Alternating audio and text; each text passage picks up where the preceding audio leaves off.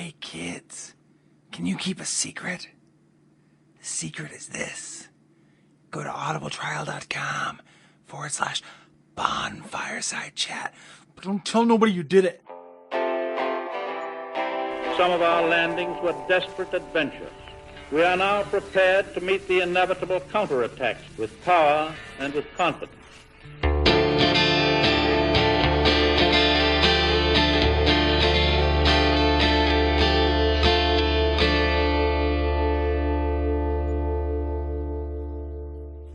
My name is Gary Butterfield. My name is Kole Ross. I'm Jon Wolff. And you're listening to Bonfireside Chat Appendix. Where we ask you to reach out and touch the demon inside of us. Yeah. And again, we are joined by Jon Wolff.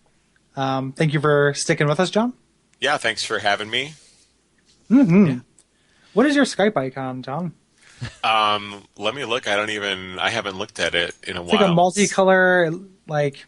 It kind of looks like a big roll of Otter Pops, like kind of like the box of Otter Pops viewed from the top. Let me see. Where do I even see that in this crazy new Skype UI? Yeah, that is a very adroit description, Gary. Yeah, that's what it looks like to me. Oh, I think that is like that's like a default thing. I did not make that myself or choose that. It is riveting radio, the way that didn't have a story behind it. Tune in for more non-mysteries on Bonfire Chat. That's my bone marrow, actually. Oh, there you go. Oh, like your rainbow bone marrow. I have a rare congenital condition. Yeah, you had a great ancestor who was a clown. Yeah. Osteochromitis. Yeah. Rainbones for short. Yeah, rainbones, i.e. osteochromitis. Tune in 6 weeks for pilot season, in which I do something with rainbones osteochromitis. Oh, we're making magic here today, guys. First the Star Trek idea, and now this. It's always pitch season in my mind. Yeah, so we have some errata. Yes, we do. And we have some feedback. Yeah. Yep. As we do. So I'm going to start out by eating a fair helping of crow. Maybe not snugly. But I was very insistent last week that you got a soul for beating the Hellkite demon in Dark Souls, just like you do for the Red Dragon in Demons. That is not the case. I was conflating the two encounters in my mind because they are indeed so similar. In fact, right after the episode, I went and looked at a YouTube video to make sure. Yeah, I was so insistent because I am a profoundly insecure man who is also very sensitive. I was not going to take the second guessing anymore. And I chose the wrong hill to die on. When the stakes are high, like a semi non-professional Dark Souls podcast among your friends. That is the time to and I felt like a dickhead too. I'm glad you looked up yourself because I texted you as well. Yeah, you did. Yeah, I didn't like, respond. I didn't respond because I wanted to make it. I wanted to say it verbally as opposed to like, yeah, I was wrong. Get out in front of it. Yeah. I guess the takeaway there is that we both went and looked it up afterwards, though. So even though I may have publicly, acquiesced on the show, I also went insecurely like, that's not right, and looked it up on the wiki. Although, to be fair, we also did conflate one of the swords with the Northern Regalia. Yeah. We were talking about, which one is it? Like the soul brand? The combination between soul and demon brand. Oh, yeah, that which is the Northern Regalia, which we were confusing with the Blue Blood sword. Which has the insane stat requirements. Yeah. Which, just for, not that anybody cares what playthrough we're doing, I gave up doing that playthrough for this. Did you? Yeah. It's too annoying to get those requirements. So I'm rolling Dragon Longsword. Yeah. So I decided to, with my faith build, start working towards the meat cleaver. Oh, that's cool. Yeah, the meat cleaver is amazing. Yeah. It's one of my favorite weapons in any of these games. I thought you were going to say that insane fucking spear. No. You can get in 5, because I've never even seen that spear. That faith spear? Yeah. That was actually what I used my first playthrough of this game. Really? Oh, that's cool. I ended up like randomly somehow having White World tendency there and getting that spear and deciding that I needed to be able to use it, and that was just my goal, and then I just used it for the rest of the game. That's awesome. I wasn't aware of this spear, but that just speaks to my lack of knowledge about this game compared to Dark Souls. Yeah. Meat Cleaver will serve you well. Yeah. That weapon's amazing. Moving on to a Retta that's not from us or to us. Yeah. I'll go ahead and read Ryan's. Ryan says via contact, you don't actually need to kill Black Phantom Meralda to get the Guillotine Axe. Any of the axe-wielding soldiers in World 1 can drop it, though it's a pretty rare drop. I don't remember if you mentioned it, but the armor you get from Human Meralda is really good. Aside from looking awesome, it has some of the highest defenses for light armor. Female only, though. Yeah. For the reward you get from the Phalanx, it's lead, as in leader, demon souls. Yeah. Makes sense, since it is the lead demon of the Phalanx. Yeah. I was going to running into a Mega Man 2 bubble-led. Yeah, I was going to make that joke too. Damn it. Yeah. Well, I should probably let you have it because I didn't make it as a joke. No, don't worry. Yeah. No, it was not a joke so much as an acknowledgement that it is very similar to that. Yeah. So I just beat you to the acknowledgement. Pretty much. Ryan continues. You mentioned heavy armor as helping you survive the dragon's fire breath. One thing about Demon Souls is that heavy armor is pretty much completely useless. Aside from poise not existing, because you cannot upgrade armor, the defense you get is pretty low. So heavy armor doesn't have that much more defense than light armor. If I said that, if I was the culprit behind that misspeaking, which likely I am, I was pretty much referring to the fact that certain armors just have better fire resistance than others. And those tend to, like heavier armors, sometimes do coincide with that. I think I actually said it because I was talking about surviving the first pass on the 1-2. From that, and it hasn't really been my experience though. Like I will always light roll in any of these games, but putting on heavier, increasing my endurance and being able to wear heavier armor, light rolling, I've found a difference. It's just kind of different my experience, and maybe numerically, like Ryan's right, but I have had a different experience where I've been, I've received dividends from putting on, the Ring of Giant Strength and. Wearing heavy armor or just pumping my endurance. So even if it's just Dumbo's feather, Yeah. Gets you to take risks you otherwise wouldn't have, Yeah, possibly. Yeah. So I think the stat investment that you need to even really be able to take one more hit in most situations is probably not worth it, but it can make a difference, of course. Yeah. And it depends on different enemies. Like different enemies will do different kinds of damage and hit more physically, et cetera, et cetera. Like it's I feel like it's worth doing if you're not putting yourself out. Like you want high endurance anyway. Yeah. When we talk about the stat investment, like usually it's just endurance, and like having a high endurance is like that Dark Souls adage, like it's never a waste to put points into vitality and endurance. And if you have a ring slot for it, it's not like Dark Souls. I will admit that it's very different from Dark Souls, where like if I'm in a challenging run or I'm making a serious go of it, Havel's Ring is probably on the table because I want to wear heavier armor because I can upgrade it and make that huge difference. So, yeah. John, what's Nick say? Okay. So Nick says via contact, I think the comic Gary mentioned but couldn't name in the last episode was Magical Game Time. It also, if you like that, you might like my comic, Latchkey Kingdom. And he goes on to provide a URL to this, which I assume we can probably just toss into the links. Yeah. It's sort of an affectionate parody of the Legend of Zelda franchise. It was Magical Game Time. That is the comic I couldn't remember the name of. Yeah. And I feel like I saw Latchkey Kingdom real briefly somewhere. I didn't get a chance to deep dive on it, but I remember liking the aesthetic a lot. Yeah, that's real cool. Yeah, so definitely I'll check that out more, and it'll be in the links of notes. And I recommend other people who are listening check that out more. Yeah, thank you. We always like when people pick up the stuff that's on the tip of our tongues. Especially when it's cool. Yep. So Take via contact says, "Man, that email about the player being an invading force really blew my mind more than it should have. Like those guys in the jars in World 3. I've killed hundreds of these guys in World 1. But wait, these guys in jars are completely helpless and no threat to me. Plus, they don't drop a lot of souls. I have no reason to harm. Smash the jars! Smash all of them. Must loot all the souls in the jars. Whether it's souls or rupees in Zelda, it's a video game, so I must kill all the dudes, smash all the pots, and take all of the loot. I'm the monster." He's like Will Smith in that one movie, Independence Day. I Am Monster. Yeah. Like some story aspect of the game that pointed to this morality, out to the player would be amazing. It'd certainly ring more true than the game's ostensibly good/evil choice at the end. Since you're the lore guys, what do you think of the lore meaning for world tendency? I sort of feel like it's parallel worlds. Maybe this is the bad interpretation on my part, but I always thought of white tendency as the good/optimistic/ideal version of the world and black as evil/the most hellish version.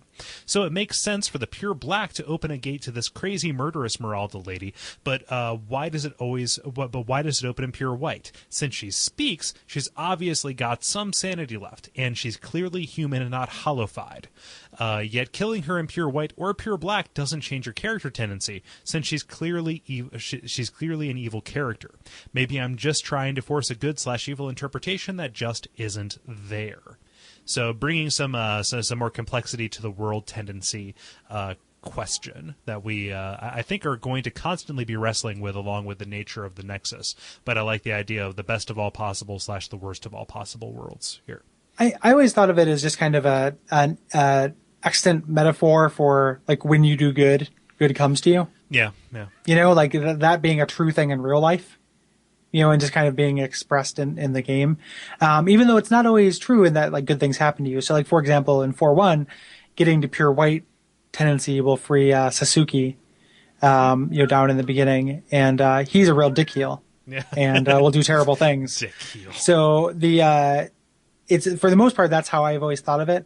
An actual lore explanation, though, I don't have. Like, the same way, I guess, like the same way other worlds are, because other players, the way they play will interact with your tendency. So the same kind of, whiminess that makes, you see be able to summon other phantoms and everything like that. Just kind of like membranes between worlds being weakened and influencing each other, I guess. Yeah. I do want to talk, I guess I don't want to talk about too much now, but when we get to the last episode, I feel like the game's ending is not that cut and dry. No, it's not. For this. So, I've got I have a stronger theory about that ending than I do of the Dark Souls one, or at least I'm more sure of it. It's not necessarily a stronger theory, right? But I feel it's more thematically complete. Mm-hmm. Yeah. Do you have any thoughts on world tendency, John? I always really thought of it as more of a gameplay thing that, it's a good gameplay idea. What sort of lore explanation is there really going to be other than basically what Gary said?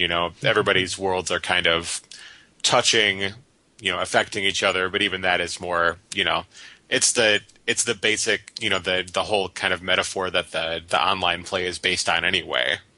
Yeah. Yeah. Yep. Mm-hmm. And I also like to smash things, even though more heartbreaking than the guys in the jars, I'm surprised you didn't mention, are the ones that just kind of paw at your hem. Yeah. Like those guys who have a mechanical, like that is a heartbreaking thing where those guys have a mechanical effect where you're trying to get somewhere or get out of the way and have to kill them because they're just holding you back. Yeah. I can't wait to talk about fucking Latria. Latria is so good. The more that I think, the more that I marinate on it, Latria probably is one of my favorite areas in any game. Yeah, Latria I agree. Latria is amazing on all accounts. Yeah, I have extremely vivid memories of my first time playing through 3.1 still. Just like, I was wearing headphones very close to the TV, just like, oh my god, that bell. I've said it before, one of my student workers, that's his text ringtone. Not because he likes this game, just because one of the out-of-the-box ones on whatever his phone is sounds just like it. So I'm like sitting there typing on my computer and just like, ding, ding, and I'm just shit. So you work in Latria then? Yeah, exactly. I'm a Latrian clerk. Yeah. Yeah. And this section, which we're affectionately naming "Just Funnin'," for the "Just Funnin'" portion of the errata, Charles Pierce says, "Something I really like about Demon's Souls load screens is how they introduce famous people that the player character would know of by reputation. It's easy for me to imagine that my dude would have heard of Saint Urbain or Garl Vinland, but not actually know anything about them." Yeah. We talked about that a little bit, but I couldn't think of a place. It wasn't quite errata, and it wasn't quite a response to anything we were going to talk about in this. But the load screens are definitely very effective here. I'm not sure if I like the character portraits more than just showing you item descriptions. I think that because the item descriptions are the seat of most of the lore in these games, perhaps a little bit more so in Dark Souls, just the idea that the more you die, the more you learn about the world. I like that a little bit more. However, Charles does make a very good point.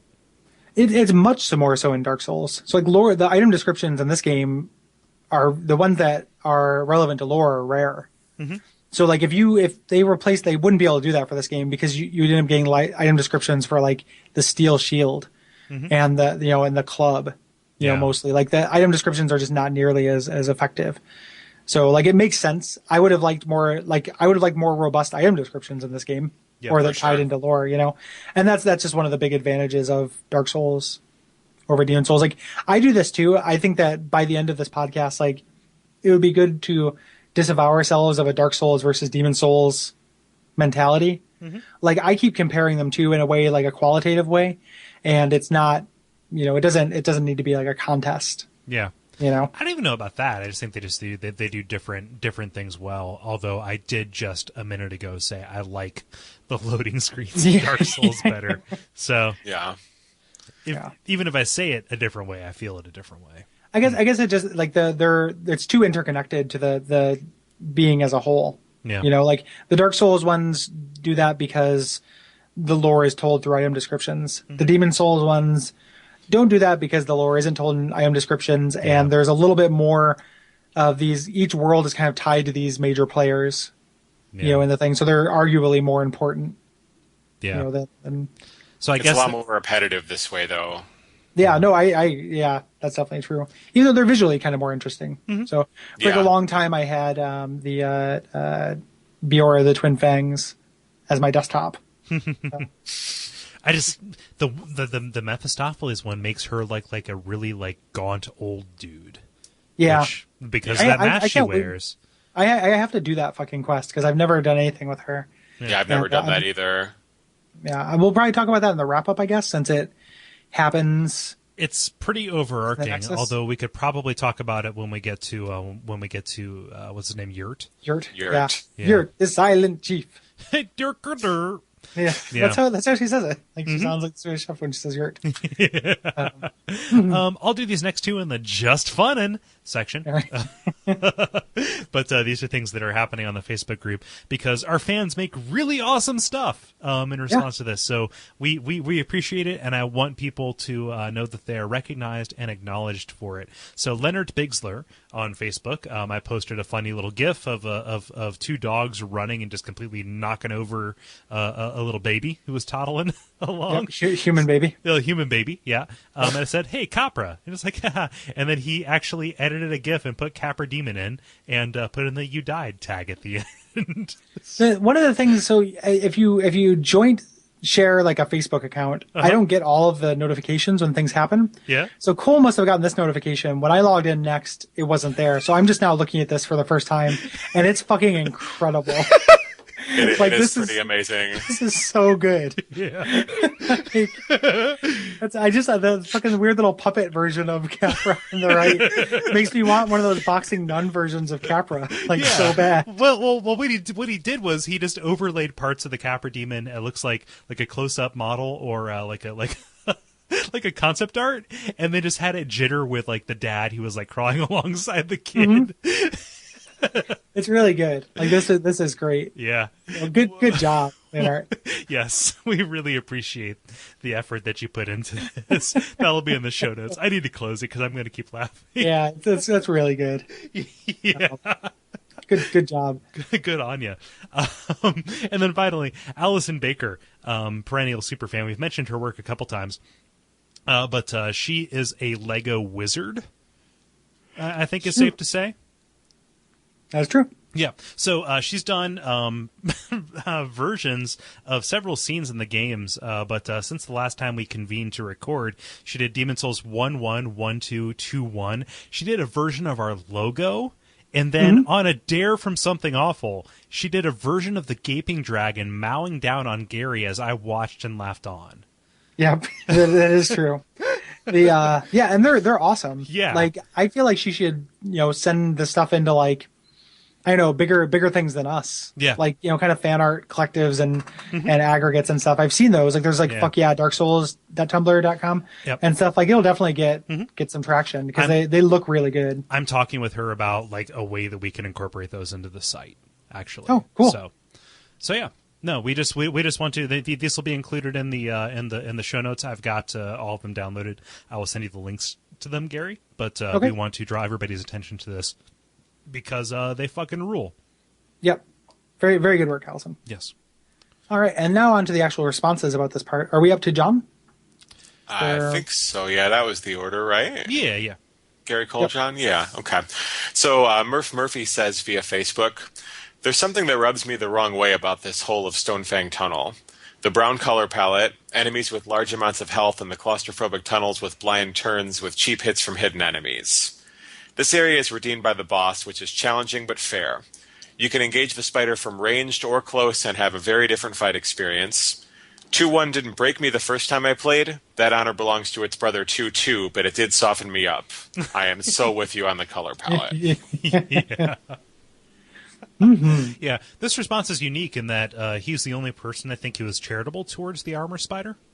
Oh, interesting. Yeah. Yeah, I don't hate the armor spider. No. I like armor spider a lot. It was really hard the first time I did it, but I enjoyed it.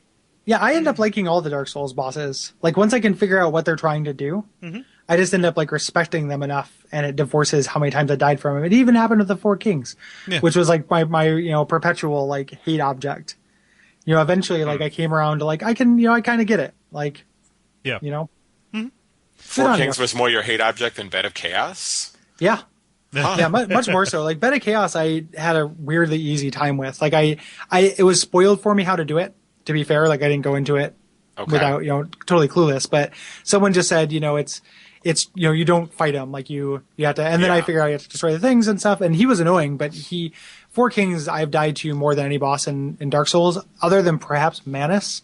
I guess I still hate Manus. Now that I think about it, I haven't gotten past that point where I'm like, I like Manus. I hate Manus. Yeah, Manus can go. Yeah. To the abyss, like he's already in the abyss. Fuck. Yeah, what can you take away from Manus? Yeah. I hope that Dusk never blows him a kiss. I hope that she circles the end on his "Do you like me?" note.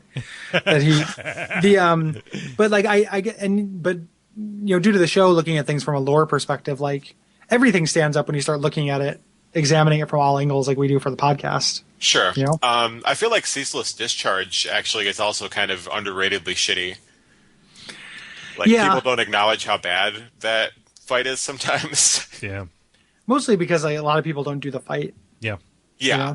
That's the only reason that I don't talk about how bad it is, just because, like, if you're fighting the Ceaseless Discharge, you're inflicting that on yourself. He's also got such cool lore shit going on, too, so. He's got cool lore shit, and you're inflicting it on yourself. But, I mean, it's a valid choice to make. I mean, I've done it. It sucks. Yeah. Yep.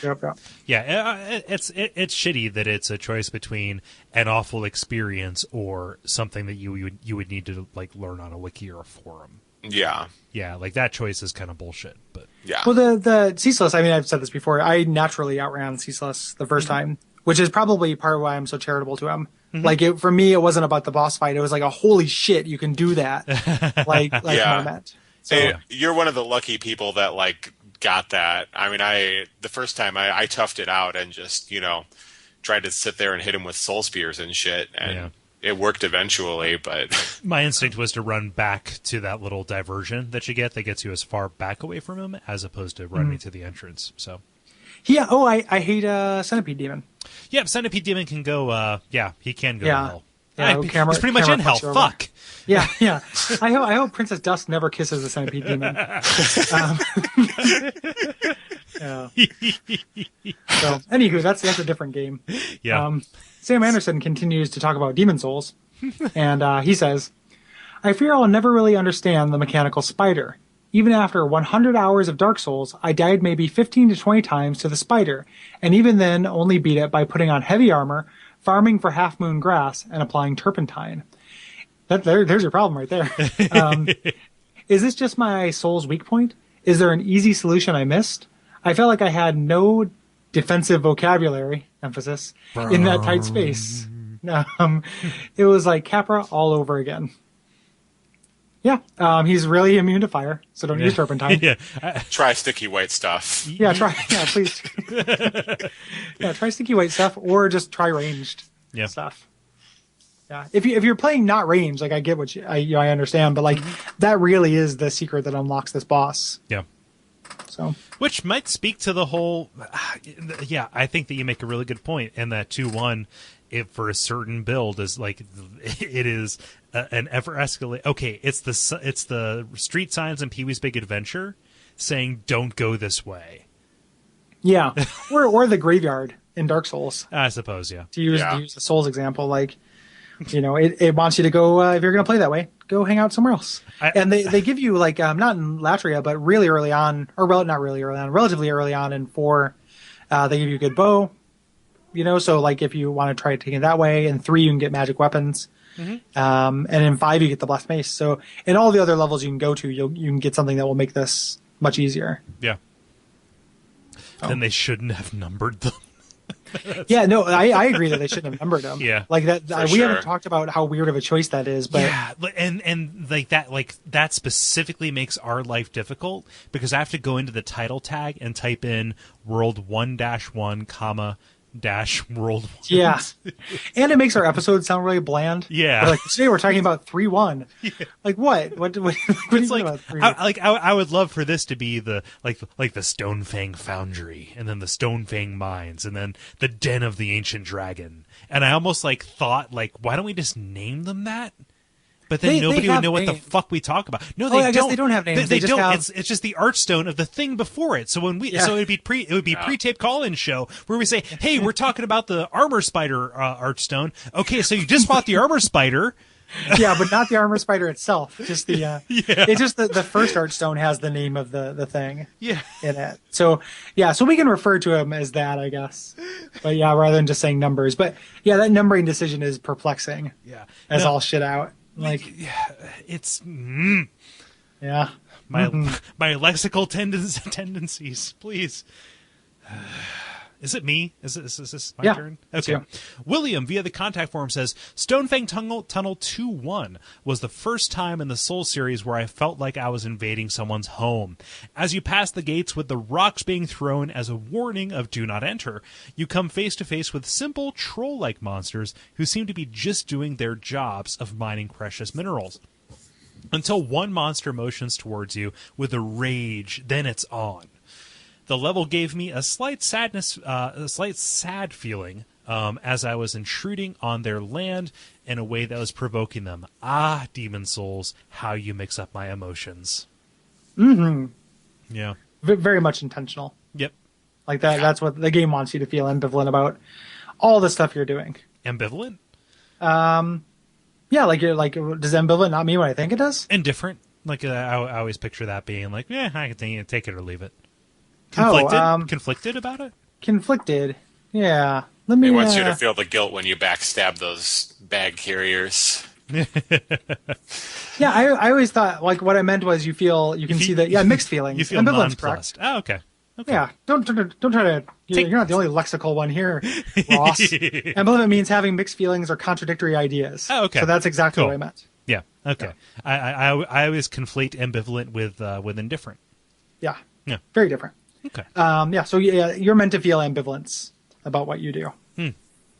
I think. Yeah. Yeah. Jeremy Greer, by contact, says 2-1 always seems like the longest level in the Souls games to me, even though I know objectively it is not.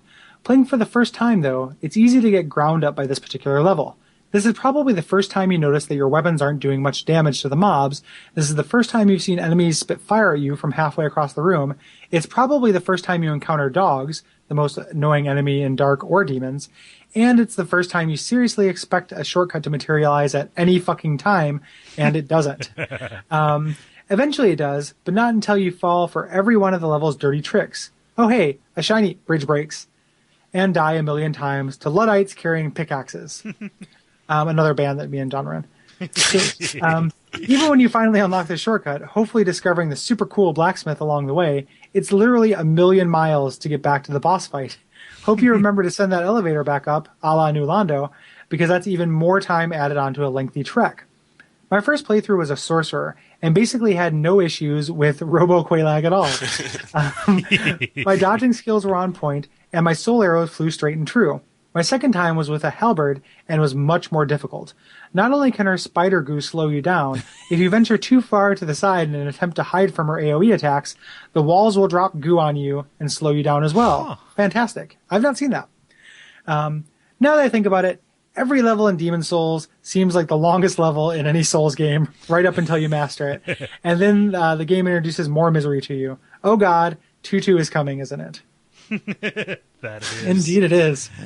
Yes, which I think 2-2, with all things aside, all, dementia of space aside, I think 2-2 is the biggest level Yeah.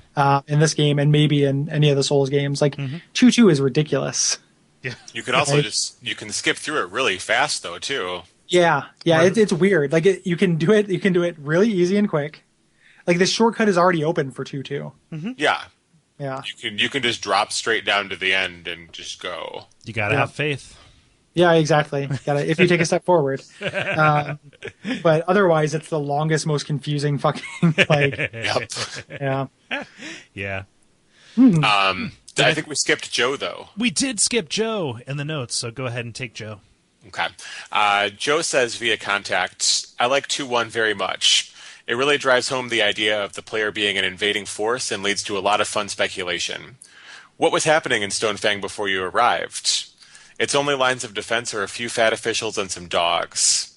Most of the miners don't want anything to do with you, but you can tell which ones are cruising for a bruising by their glowing yellow eyes. I hadn't noticed that, and sometimes they have their backs turned to you before they're already coming at you. Yeah. But, yeah. I get the impression that the miners were once human slaves whose free will was slowly replaced with the drive to do nothing but dig, perhaps brought on by the scaly disease they appear to have. I believe it's a slowly progressive disease because we can see that Blacksmith Ed clearly has a more severe case than Baldwin. Another thing I didn't notice. Perhaps the reason Ed cannot leave or does not want to leave Stonefang is because the disease is driving him to stay and mine, but the humanity he has left has channeled it into master blacksmithing. Yeah, so I never thought of the scalification as being a corruption. Me either. So some of the feedback last time kind of indicated that Ed and Baldwin were of the same race as the the miners that you find in Stonefang, which isn't necessarily mutually exclusive to this idea of some kind of corruption. However, for some reason it's easier for me to believe that this is actually like a native kind of clan to this area. Even if they were once humans, I kind of like the idea of them maybe being corrupted. Like it's the same way kingfish lost their sight. Yeah. They have these kind of big eyes. They're growing scales because they're constantly exposed to heat and sparks and everything. Yeah. Like it being more of an evolutionary thing rather than a corruption. That would make sense. Because there's not like a big corrupting, like the dragon god is not a corrupting force here. Like all of the things, were here, like the description for the Flame Lurker says he's an ancient demon that was set up to guard. The description for the dragon god says that they worship him. Like there's no clear corrupting force unless just kind of being around fat officials, does this to you. So like it could be a thing, but I just tend to think of it as, even if they were human, these are just kind of racial adaptations that they have. Yeah. Yeah, but I mean, it's not an unsound idea. And the idea, in the one still scene, it does, Ed and Baldwin do have kind of different scaling on them. I kind of just looked at that as if, the same way, if you're drawing a wall in a comic book, you don't always draw every brick, so it's just kind of suggesting scaling on their body. Yeah. So, yeah. Levi says via contact, I came here immediately after 1-1, based on a friend's recommendation. Since I was still human, I was immediately invaded and dick punched by a stranger. This was a preview of things to come. For whatever reason, I found this area relentlessly confusing and irritating. more so than any other area in the game. The only bright spot was meeting Patches and having that feeling of, oh, thank God, a familiar face. Do you meet Patches here? Yes, in 2-2. Oh, okay. Yep, you are correct. Okay, there we go. On a side note, in the last episode, you guys mentioned the hollows in Boletaria and the wooden masks they wear. I was surprised that you guys didn't mention the fact that the snipers in Blighttown wear the same masks. I thought it was pretty slick when I noticed it. Yeah, how did we not bring that up? Because I didn't know it. Yeah, good. I feel like now that I think about it, I'm totally it totally makes sense. Yeah, I just didn't put it together. I have a very clear picture of that in my head. But yeah, I don't know why. I don't know why. Micro stroke. Yeah. Micro stroke. Micro stroke. Yeah. I have not played at any. I've never human in Demon Souls. Yeah. I feel like I should be because I should probably get some PvP experience. But I read about PvP is so much weaker than in Dark Souls. I mean. I want to be able to speak to it. I just haven't been able to do it. I read online about when you do invade here, you invade against, because this level demands such a specific build and equipment type, you invade against that. So you don't use fire weapons and you come prepared to defend against magic. And you can break through their defenses and you have high defense against what they're probably using as offense. That's kind of cool. Yeah, that's an interesting idea, and I've never seen it in Dark Souls. When in PvP, like there aren't as many areas that dictate a build in Dark Souls. Yeah, is that a fair statement? Mm-hmm. Definitely. So like I feel like that's a cool PvP idea. Like what people are probably going to be using when they go through here, so you should fight against it. But yeah, I need to spend some time human just to check it out. Yeah, I'm not sure how much action there is these days. I went through the whole thing human last night and I didn't get invaded at all. It was kind of late at night. It was like 10, but still like 10 Central. I felt like if I was playing Dark Souls for an hour and a half in a level human, like I would have been invaded. Yeah. There's been some conversation about this on the Facebook page, specifically with Jeremy Greer, talking about like saying, hey, if you think the old monk is dead, he's actually not, because, like that's actually fairly active. I think that the PvP is probably spread to specific places like the old monk, as opposed to Dark Souls, where you're going to find more kind of like naturally occurring encounters. Yeah, maybe. That's probably... I definitely saw phantoms of people that were clearly dueling in the little clearing in 4-1. Yeah. So yeah. I know that still goes down, but... Yeah. Dustin says via contact, Stonefang Tunnel completely crushed my confidence after defeating the Tower Knight. I felt that this area was unforgivably rigged with traps, pickaxe ambushes, collapsing bridges, exploding minecarts, etc. At first, the boulder obstacle seemed like a kind of joke, a simple pattern type of things, but I remember trying to rush through the boulder debris, getting hit over and over by the exploding after effect of the boulder, or of boulder A, and then getting destroyed by boulder B. Also, I'm not afraid to admit that I was chased out of the mining area by a combination of fireballs, a surprise pack of dogs, and pretty much nowhere else to run except for the way I came in, and being smacked by the boulders because of my low endurance and dogs to my ankles, which is an embarrassing but also hilarious way to go. Yeah. Mm-hmm. Yeah. Awesome. Thank you, Dustin. Yeah, thanks, Dustin. Yeah. And then finally, Jeremy, or is it my turn or your turn? I don't remember. Well. Go ahead. Say it at the same time and harmonize. Jeremy says via contact. Go ahead. Jeremy says via contact, what do you think of the gender-specific armor system in the game? Is this something you'd like to see return in Dark Souls 2? I don't like it in Demon Souls, personally, because I don't feel like there are enough armor sets in general for it to be... I just don't like having any more restrictions on the armor that I'm wearing than there already are. If there was a Dark Souls or more amount of armor, then maybe I'd be down.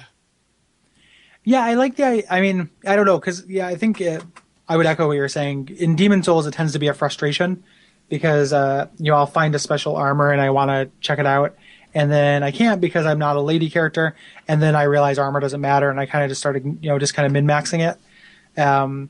In a Dark Souls environment, like if you had kind of different...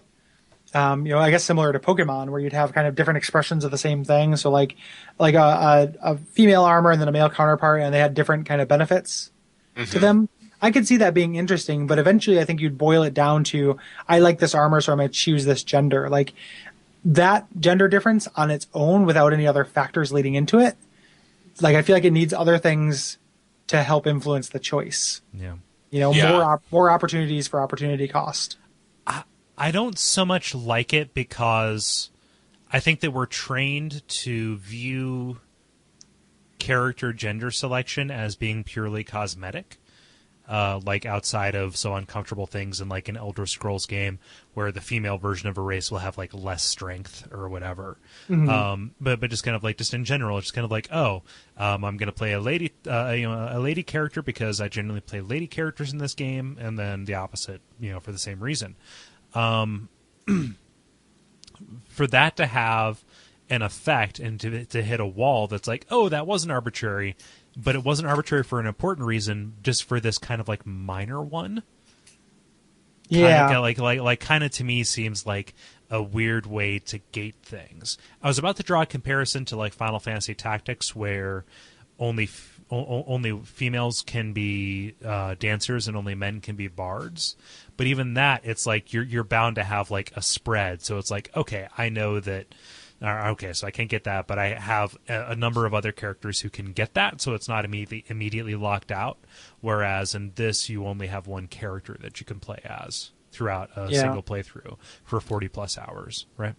They could kind of split the difference, too, and have every armor set be usable by both genders, like in Dark Souls, and like it would look slightly different, but maybe it could have slightly different stats. That would be weird.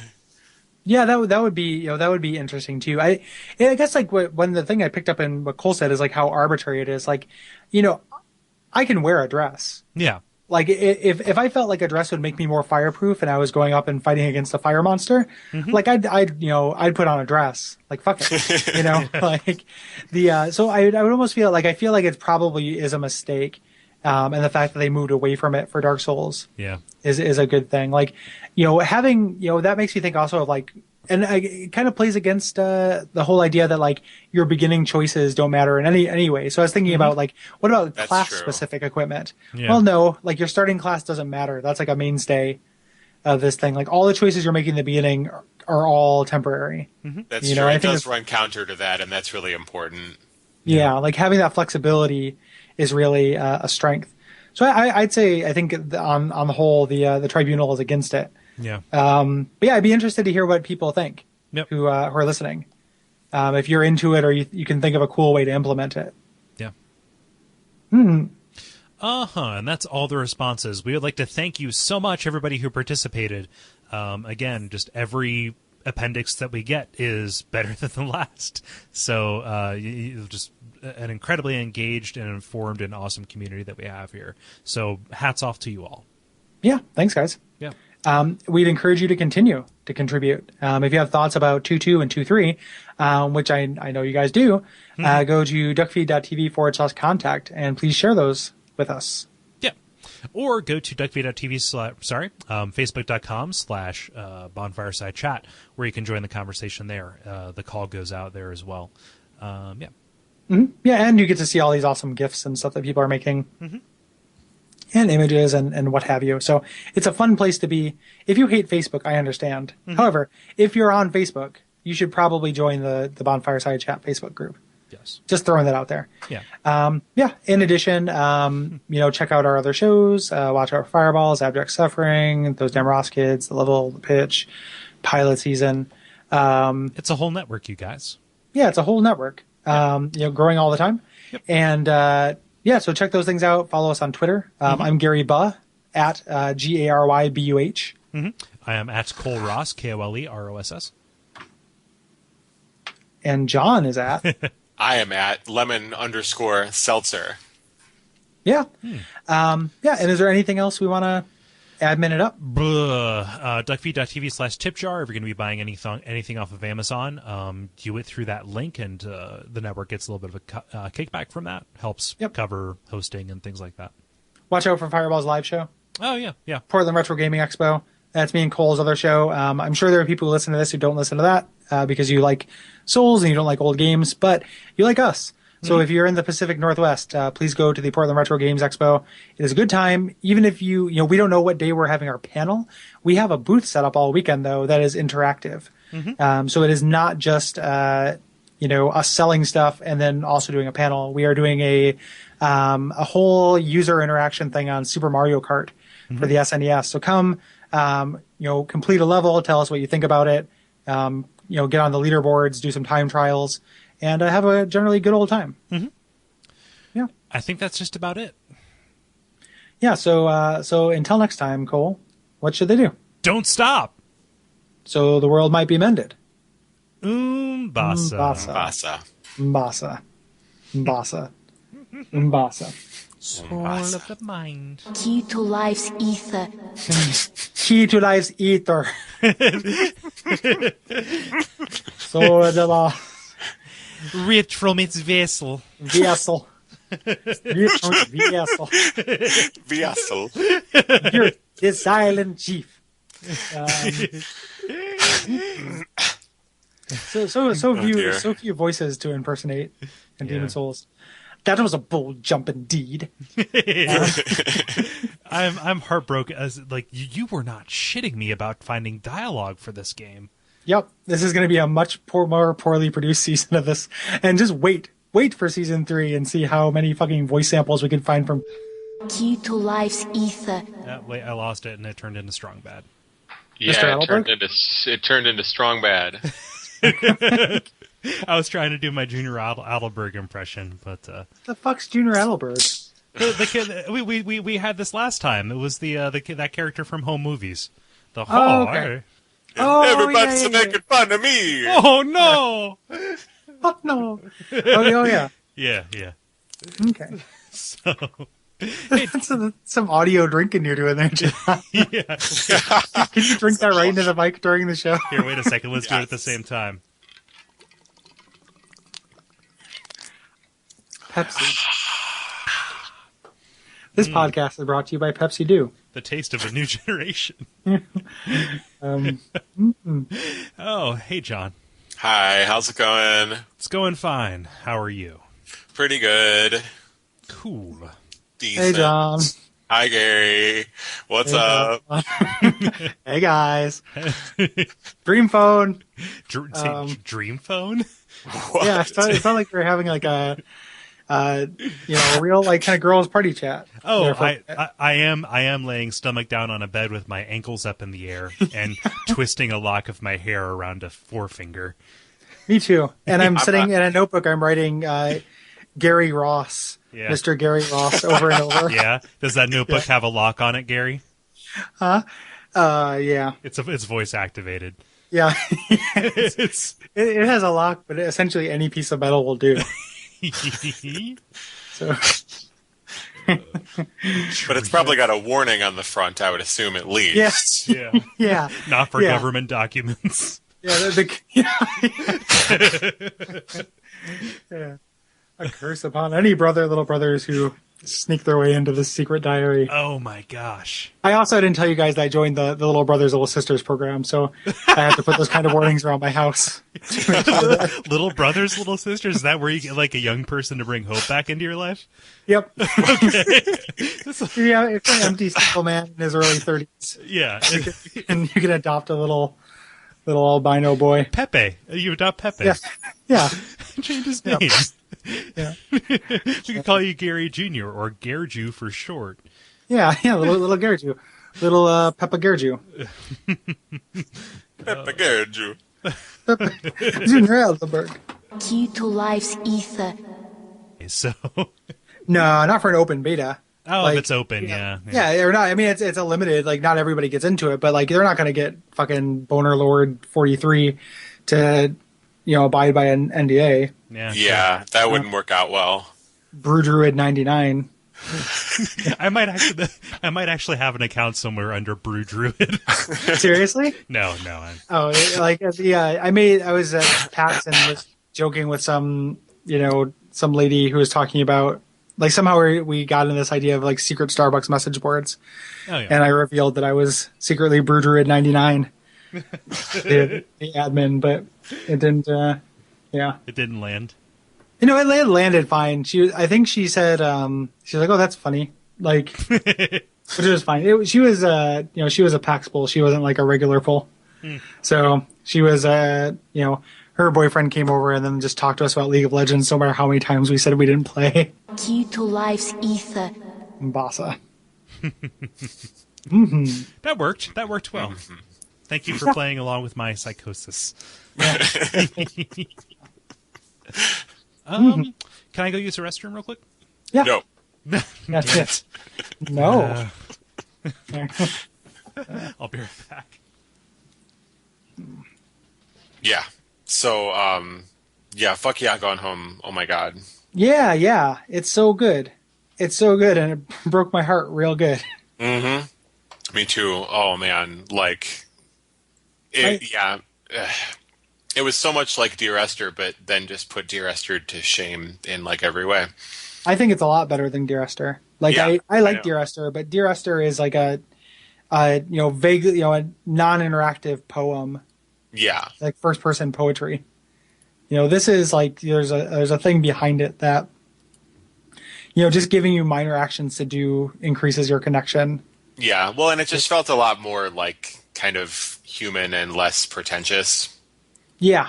Yeah. It's a smaller story, which I can appreciate. Yeah. Me too. Yeah.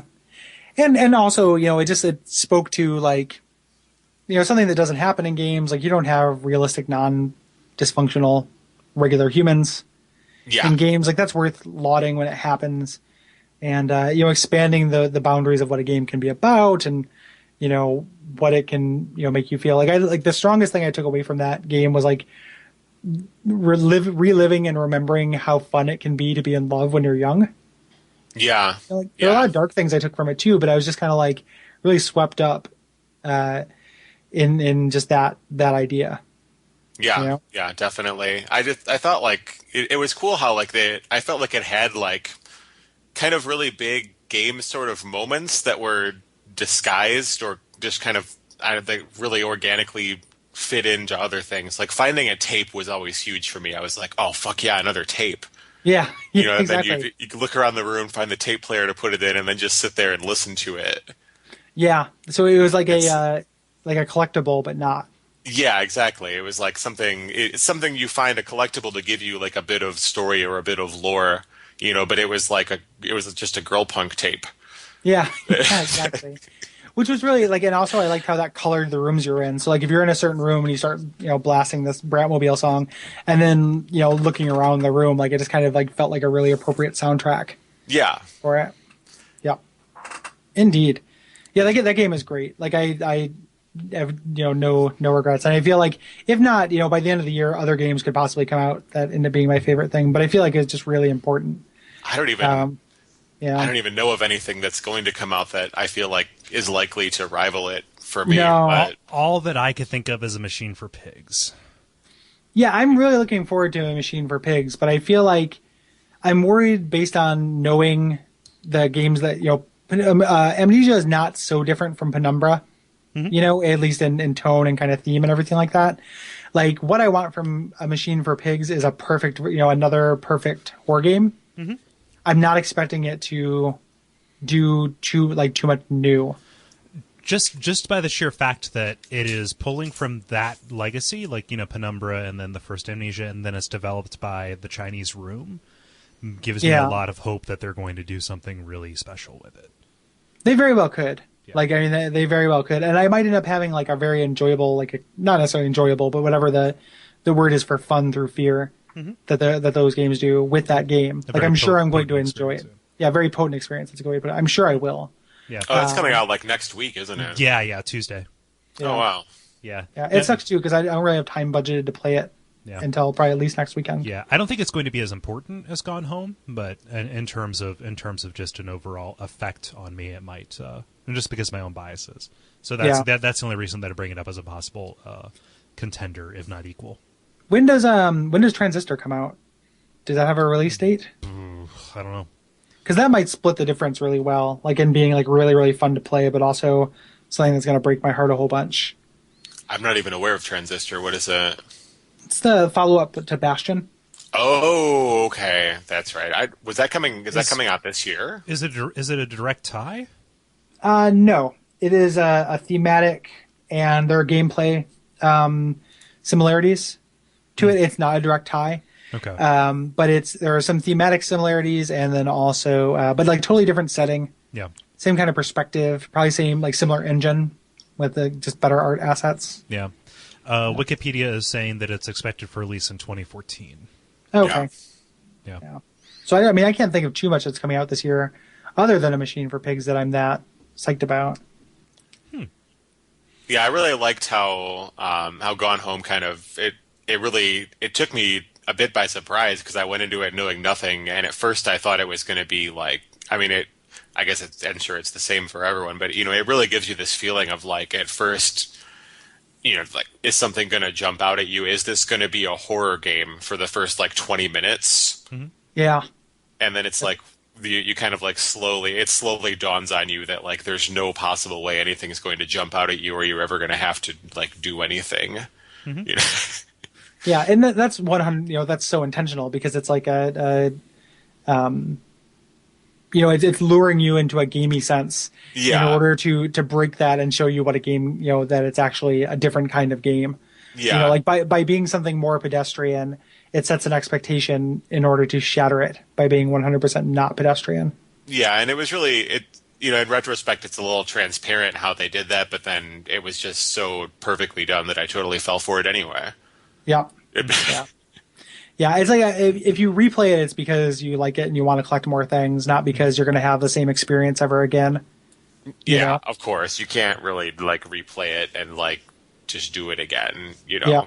I mean, where she is, so at the pawn shop.